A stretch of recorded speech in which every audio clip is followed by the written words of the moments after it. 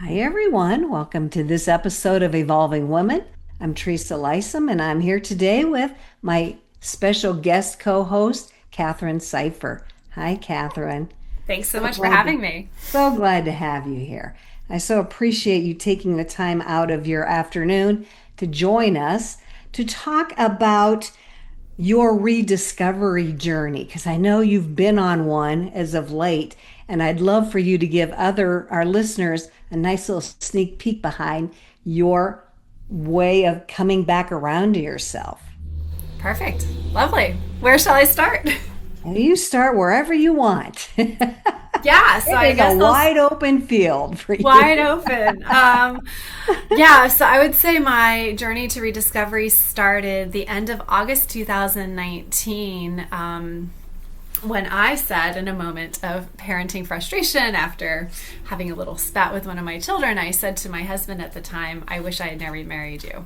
Those 7 words popped out of my mouth as I was feeling overwhelmed. I had a 4-month-old baby. There had been a lot of other stressful medical situations in the family for the past 6 months, and I was overwhelmed, and I knew inside my body that I needed a break, something needed to change, I needed some support. I had been asking for that, and I had not been given that. And so I had had another moment of dysregulation in front of my children, and I was, of course, Mm, embarrassed and ashamed and upset and mhm. angry. And I said those words. And that really just kind of revealed what I like to say is just like opened or revealed the chasm that had really truly Yes. always been in my Wow. marriage. It wasn't necessarily about that one moment or the past six Hmm. months, but about 18 years really of dysfunction within the relationship that had left me feeling not seen, not valued, not fully supported. And I mean, it happens in so many relationships, right? Over time Hmm. and Yep. familiarity, and we had Yes. 6 kids at that point, and so and I was homeschooling everybody, so life just piles on top of life. And the response I got from that was basically okay.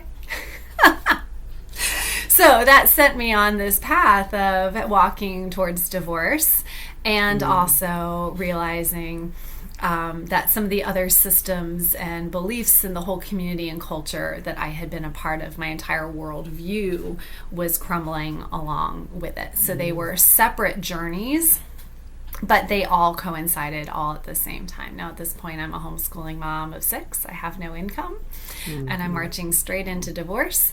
And I had no idea, as of September, October of 2019, as things were starting to really get super confusing for myself, that COVID was going to hit a few months later. Right. Add Right? another layer to it. So let's just throw that in there. So that fall then was a super turbulent time of me asking questions and trying to figure out who I was, what my marriage was, what my marriage had been all those years, what my marriage would be, could be, who I was going to be, all of those questions, everything that I once stood on, kind of literally, even just everything that shaped my worldview and held me together. Whether it legitimately should have or shouldn't, it was a different question, but the things that kept Hmm. me going, that all began to crumble away as I began to ask more questions. So there became this point where I had to ask, am I going to keep living the same life that I have been living and in the same way that I have been living, or am I going to bring change into my life? And so do I keep these systems? And once my eyes had really been opened to seeing how some of these ways of living weren't actually up to my benefit, wasn't good for me, then the question became, do I stay there Right. or do I leap? Hmm. And at the bottom of that question became, do I matter? Do Yeah. I matter? Does it matter that if I stay in this situation, it's going to continue to cause me harm? Hmm. So those were some of those first questions and the big picture of what I was grappling with while still nursing my baby in the middle of the night and caring for 5 other children and homeschooling them and at first trying to keep a down low on what was happening because I couldn't let the community know what was going on. And then the universe dropped the gift of COVID on us, on me. That March, we were still living together, still kind of thinking about things. Silent treatment had been instilled at that point. We ended up officially separating June 2020, but COVID then made things even more isolating. Yes. Yeah. And darker in a sense and more desperate. And I felt even more trapped because then that was, remember when they shut down nature trails and you couldn't even. Oh my gosh. Yeah. Right? That was a whole other world. So, I mean, we couldn't go anywhere. You couldn't go grocery shopping. You're wiping down all of our groceries and then they wouldn't even let us go out in nature. Right? So, very isolating. But I really believe personally that that time at COVID, as horrible as it was for so many people, and it was for me too, it really ended up serving this beautiful cocooning for myself where I was able to, just like the butterfly in the chrysalis, turn into goo, completely dissolve everything that I was in this safe container of my house and refigure out who I was. And I like to use the word rebecoming. So it's not that I was starting completely fresh, though that was true. And it wasn't that I was becoming someone that I wasn't already. It was that I was coming back to who I had always initially, I think, been designed to be. Once I stripped away all the expectations of society, of my culture, of my faith, of my husband, of my parents, of my friends, that I was able to come back to the truth of who I was.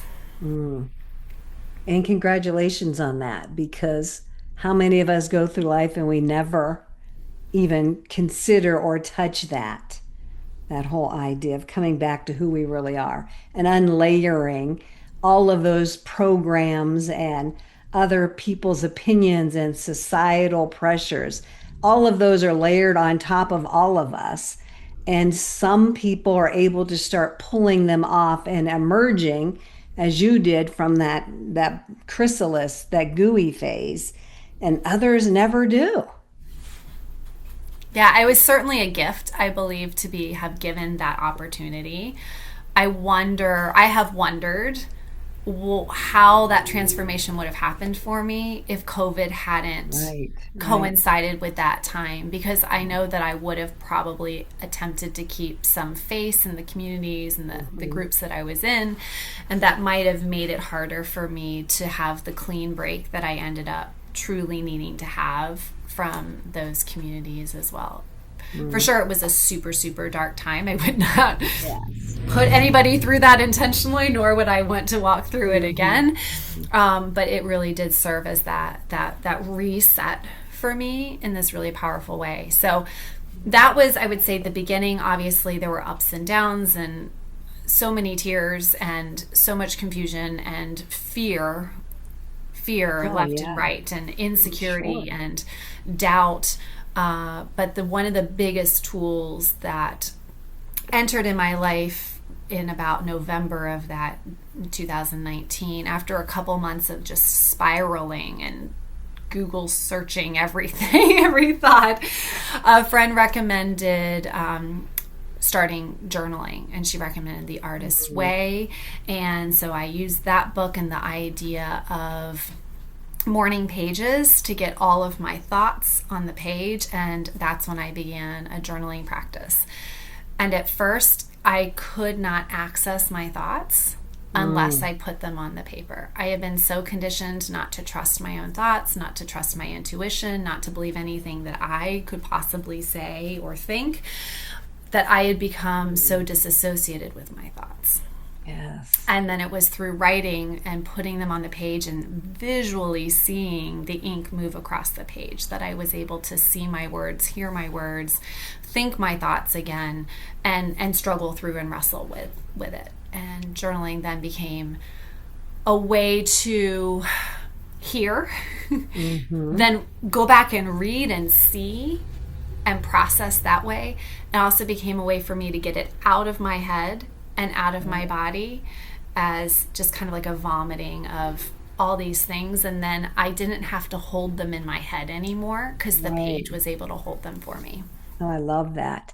So it sounds like you're able to put some space between you and these thoughts by actually physically putting them down on paper and then maybe looking at them with a little bit more objective perspective than all of them tumbling around with your emotions in your head in an endless loop. Absolutely. Yeah. Because otherwise it was just exactly looping like this. And Hmm. I'd have the same thought over and over again. And then I'd end up with the same conclusion and then start all over again. Feel like I had to rehearse all of my options. Because what if I forgot what they were in Hmm. any Yeah. given situation? But by putting them on the page, then I felt free to not feel like I had to hold them because I had put them down so they were a reference point. I could come back and visit them again without me having to feel like I held them in my brain. Oh man, I love that. I am not a journaler as such, but I know so many people who use that as their tool. As you just said, you kind of get you it gives you a chance to see them, organize them, remind yourself, move away from them. So yeah, it's definitely a powerful tool. And so I think that's awesome that you were able to use that to help you get through that point in your life. Yeah, absolutely. Yeah, and I'm so thankful for it. I still journal. I wouldn't say that I journal every day, and I think that's important to share too. I think some people think, "Oh, to be a journaler, I have to do it every day." No. Yeah, thank you for No, that. absolutely not. You have permission to journal whenever you want to. I say But I whenever it find moves you, whenever the spirit moves you, go ahead and journal. exactly.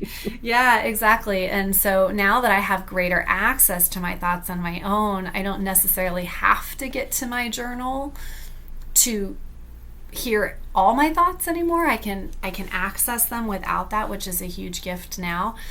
But the act of journaling still helps me put things on the page. It still helps me release the need to feel like I need to hold it. It still shows a reflection back to me. I'm shocked sometimes by what I wrote, like, oh my goodness, that was really profound, or there's an answer there for me, or that was more positive or uplifting than I thought, or it Mm, becomes that emotional release. And so I also think that the longer I sit, when I do sit to journal, there becomes this tipping point. I've noticed that at a certain point, if I stick with the journaling of that time period, these beautiful nuggets of wisdom drop in that if I didn't allow myself to have that time and space, I never would have received that piece of wisdom that my higher mm, self had for me. And I think journaling helps carve out that space and time to get to that point where we hear our wisdom. Of course, there's mm-hmm, other ways we can do that too. But I'm a person that's kind of always on the go. And so mm-hmm. I'm not so good at sitting still. But journaling helps me do something while I'm doing that sitting still and that thinking and that process. I, And so I get to that I, point. yeah, I love that. It's an action that you can take, a kinesthetic movement, a sensory movement that you could do instead of just sitting there meditating, getting still, getting quiet. As we all know, we should all be doing, but not all of us can. So if we can figure out what that is that works for us, then, all the better. Like I'm kind of similar. I need to walk. I need to be moving. I need to be doing something else that's physically moving in order to quiet my mind and allow those things to drop in.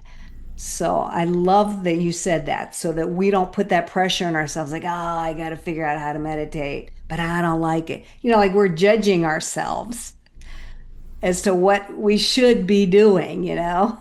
Oh, we can shut ourselves all day Oh, and get in heck trouble. I yeah. mean, meditation is so powerful. I like that too. Walking in the woods is super powerful, Hmm. especially if you can remember to leave your phone away, right? And actually commune with nature. Hmm. There is Hmm. something powerful about that walking process, a Hmm. meditative walk or a walk with just yourself, even if it's not meditative, but you're just walking and Yes, you're hearing your yes. thoughts. I mean, sometimes my most creative ideas come while I'm in motion.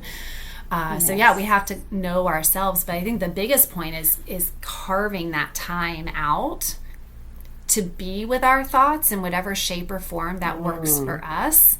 I know some people love to make art, art journaling or Yep. painting or drawing or crafting. Yes. Sometimes it can be a distraction away from our thoughts in a positive way. It's an act of rest, but sometimes it can be also a process of getting the emotions out or processing and connecting with what's in. So there's so many ways that we can do that. The idea, though, I think that's so important is creating that margin and that space so that we can have these thoughts so we know who we are.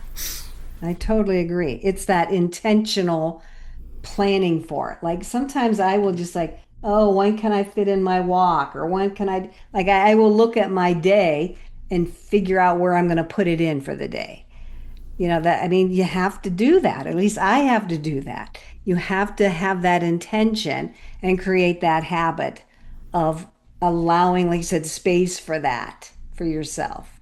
It gets squeezed out otherwise. Somebody Exactly. Oh, needs so something. easily. So easily. There's always laundry to be Yes. done. Yeah. There's always dishes or There's to be always. washed or something to be Mm-hmm. cooked or a phone call to make. There is always Yes. something to do. Yes. And I think the most important thing we can do is know ourselves and spend Mm-hmm. time with ourselves and create that space and that margin. And so, yeah, journaling just became one of the tools. There were a couple other tools that I used too in the process, but that's been one of the most powerful ones for me. Love that.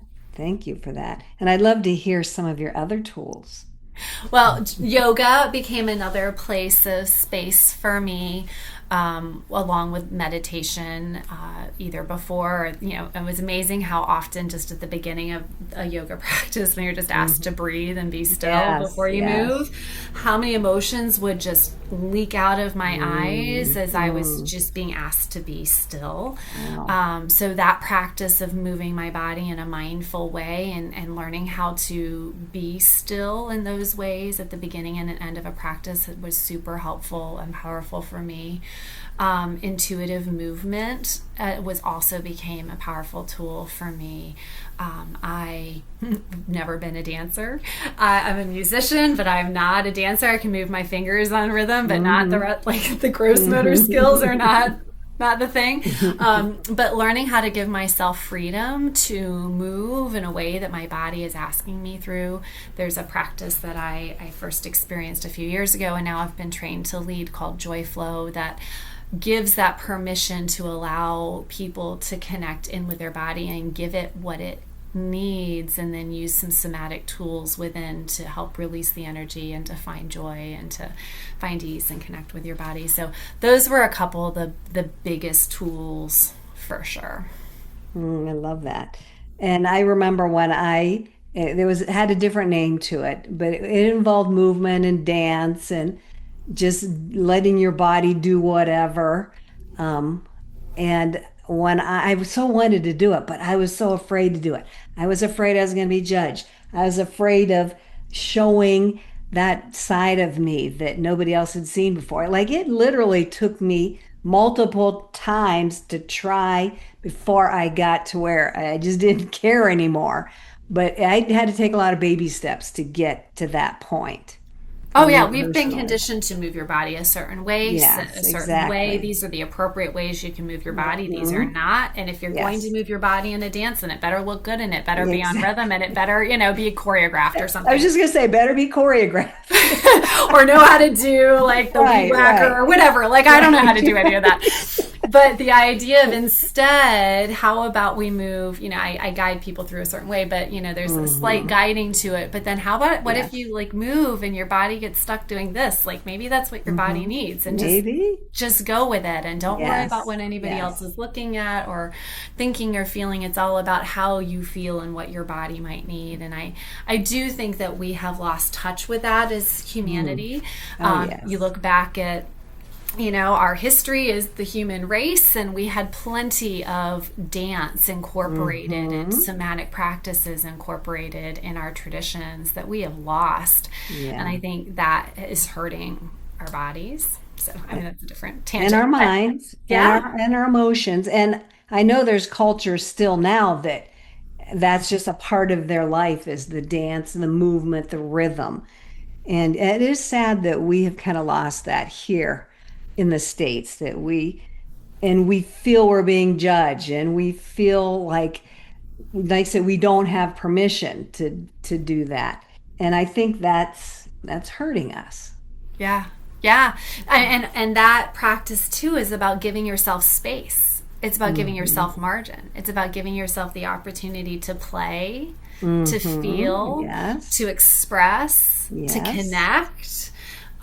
All three of those, the journaling, this joy flow intuitive movement, yoga, they have all been a part of my rebecoming because they have each given me space in a unique way to connect with my body, mind, and soul in ways that I previously didn't have access to. Yes. Yeah. We go through life here in our society disconnected and yeah, disembodied, as you said, from all these different pieces, and you found a way to bring them all together for yourself. Yeah, yeah. And then those were the tools that's led me to what I'm doing now and to live a life really of my own making and really just so much more stable and grounded in who I am. So I don't mind dancing in the grocery store now, or, I know what it is generally that I'm trying to do in life. I don't know what the Hmm. end really looks like, but I generally have a sense of my path now and know that my intuition, I can trust that my intuition is going to guide me every step of the way. And that when there's a fork in the road, I know if I'm going to go, that I can trust myself to make that decision that's going to be right for me. Those were not skills that I once had, and they're skills that I've had to develop, but I had no choice Mm. but to develop them because, again, Wow. COVID and my situation left me really to only having me, myself, and I as a place to land. There were some beautiful people that fell into my lap and a few people that stuck with me by the road, but really it was, at the end of the day, we truly just have ourselves. No one Yes. else can jump inside my brain and Right, know what I'm right. thinking and feeling and what is right for me and what my intuition is saying. And so I have to have that community within myself so that Mm. I can create and do what I need. So having that confidence to know that I can trust my intuition, that I've got my back. I've got a track record now of the accomplishments that I have um, earned through, or like seen myself through these various obstacles and how Hmm. I've come Yep. out on the other side. That now when I know that when I'm faced with the next one, okay, Catherine, you got this. You figured it out last time. You can do it. I love that. And I'm glad you came back around to that trusting ourselves. I think that's huge. Over as we grow up, we're kind of taught not to trust ourselves, to look outside to other authority figures and go with what they have to say, and we lose that sense of inner trust, trusting our intuition, trusting our own guidance. And I love that you've come back around to that with your small wins that you've achieved over that time period. Yeah, absolutely. And I think that we're still in that critical point, even if not so more with AI, where we are Mhm. abdicating our Yeah, power so yeah, much, we're afraid to think independently. What does yes. AI think about this? What does AI think about this? Is this a good idea? Is this a bad idea? Hmm. I think we've got to be careful as a society. I think it also pushes hustle culture because if AI can do it faster than you can, well, Yeah, then we got to yeah. get more accomplished, right? Not to get on like that whole topic, but I think that it ties in too, right? We don't need to always, I don't think we need to abdicate our power to gurus. We can learn from people. Yes. It's helpful to have coaches and therapists and mentors and that kind of stuff. But if any of them are pointing us to anything other than ourselves and our own intuition, then I think we're in trouble. Yeah, yeah, I totally agree with you there. But how can we do that? How do we know what our intuition is telling us if we don't take the time and space and create that margin to be able to connect in whatever way Hmm. works for us? And what works for you is going to be different than what works for me. Right. And it's a journey of exploring and being curious to see what does resonate and fit with you personally. Yeah, and I think that Mhm. takes courage. It Mm-hmm. takes courage to say, okay, I Yes. don't know if this will work. I'll try it. Right. I might feel uncomfortable at first. I might be a little scared. I might do it wrong. Mm-hmm. It might not be what works for me. And then I have to live in the discomfort of that. And I Yeah. have to ask myself, is the discomfort because it's new, because it's not for me, or because it's pushing me to a place that I need to go? Right, But I right. need to sit in that discomfort too. So, I mean, there could be a Mm. bunch of different things with that as well. Wow. Now, I know you're doing a lot out there with the world. I'd love for you to share with our viewers and listeners what you are doing right now in your life, and then we'll tell people where they can connect with you or how they can connect with you, if you would, please. Yeah, absolutely. Thank you so much. I am a writer and a poet. I have a book published, a poetry memoir called Barely a Whisper, Poems from the Heart of a Woman Rebecoming. It outlines the inner landscape of my rebecoming process from those very first moments where my intuition and my thoughts were barely a whisper. So when they became stronger till they turned into a roar of clarity and confidence and agency. So that is out there in the world. And in a few months, there will be a companion journaling guide to go with it so that you can journal Yay. your way through my poetry as well if you're on a similar Mhm. journey. I also host journaling circles where we come together in community and we write together online in silence. I use poetry as a jumping off point, my own poems, as well as a little bit of seated movement and some meditation to ground us in the moment before we start writing on the page. We never share what we write. We only discuss at the very end what the experience felt like for us. Mm. I also have journaling guides available, one for every month of the year. So if you need some journaling prompts, you can do that. I also offer virtual yoga classes and joy flow classes as well. And I think that kind of covers most of that work. And on another flip side, I teach virtual piano lessons.